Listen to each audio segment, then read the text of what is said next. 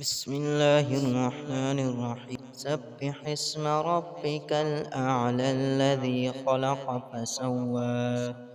والذي قدر فهدى والذي أخرج المرعى فجعله غثاء أحوى سنقرئك فلا تنسى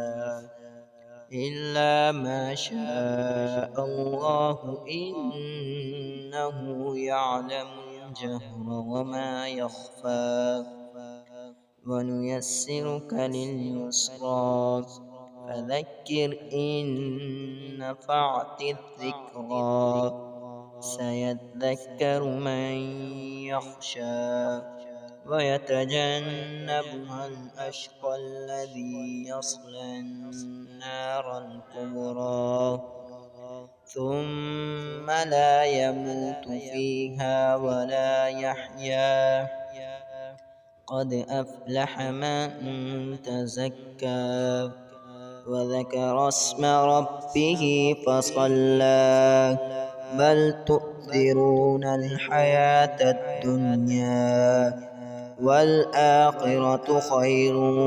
وأبقى إن هذا لفي الصحف الأولى صحف إبراهيم وموسى صدق الله العلي العظيم.